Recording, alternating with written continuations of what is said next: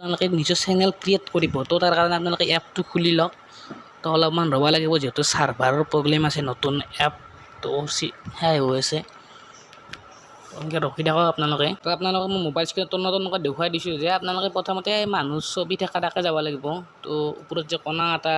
আপোনাৰ এটা ফটো এটা আহি আছে তাত যাব লাগিব তো আহিলোঁ আহি কেনে ইয়াত আপোনাৰ ইডিট চেনেল বুলি আছে তো আপোনালোকে তাত যাই পেলাই তো ইয়াতে আপোনাৰ ফাৰ্ষ্ট নেম আৰু লাষ্ট নেম বহাব লাগিব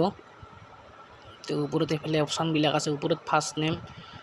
আপোনালোকে ইংলিছ কৰি লওক অসমীয়াত যদি আছে তো ইয়াতে মই লিখি দিম মুন্নাছ পানী নলবাৰী তো চাই থাকক তো মুন্নাছ পানীটো মই ফাৰ্ষ্ট নেমত লিখিলোঁ আৰু লাষ্ট নেমত মই নলবাৰীটো লিখি দিম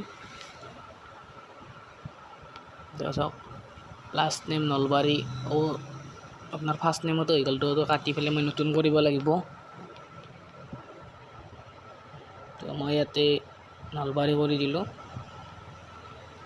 তো হৈ গ'ল নলবাৰীতে ছেভ কৰি দিম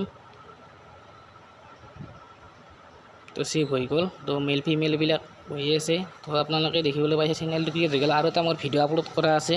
তো 3টা ভিউজ আছে তো আপোনালোকে চাওক আৰু পাছত আপোনালোকে ভিডিঅ' কেনেকৈ আপলোড কৰিব সেয়া মোক জনাই থ'ম তো আপোনালোকে ইউটিউবত মোৰ চেনেলটো ছাবস্ক্ৰাইব কৰক মুন্নাছ পানী নলবাৰী আৰু ইয়াৰ ভিডিঅ' ছাবস্ক্ৰাইব কৰিব পাৰে তো ধন্যবাদ নাজানা বস্তু মই দেখাম তো ভিডিঅ'টো প্লে কৰি দিছোঁ চাওক একবাৰ